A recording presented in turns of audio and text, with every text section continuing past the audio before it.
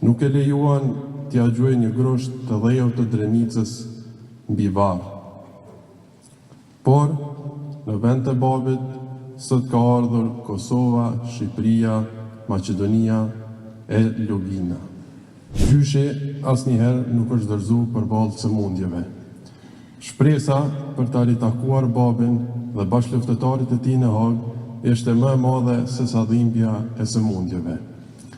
Besimi në pafajësinë e tyre ishte më i hekur se sa këtë akuza e padrejtë. Në muajt e fundit, çdo orë, çdo minutë, priste që babi t'ia hapte derën e spitalit. Nuk u dorëzua dhe u rikthye në jetë disa herë. 3 orë bashkëbisedim atë ditë ju bën 3 orët më të rëndësishme të jetës së tij. Një bisedë babë e birë. Që të dy e kërkonin çlirimin. Dhe vdekjen e shpejtë të gjyshit e pash në fytyrën e babit kur doli nga spitali.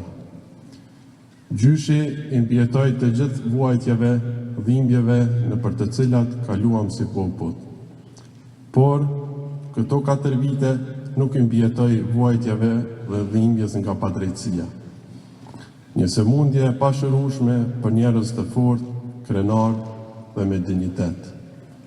Dhe siç thoshte shpesh gjyshi, me vdek pa u korit. Gjysh, asot nuk jemi korit. Fatkeqësisht, babin nuk e lejuan të jap lamtomirën e fundit bashkë me ne sot. Nuk e lejuan t'ia gjuajë një grosht të dhejut të Drenicës mbi varë.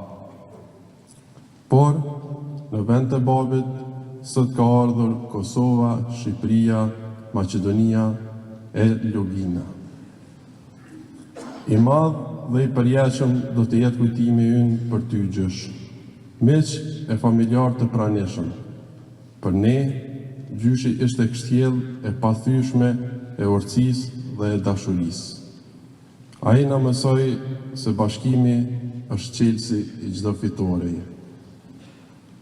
Dhe personifikimi i këtij bashkimi janë krerët e OÇK-s në Hag. Le ta ndjekum shembullin e tyre për të bashkuar sërish për fitoren e radhës mbi padrejtësinë.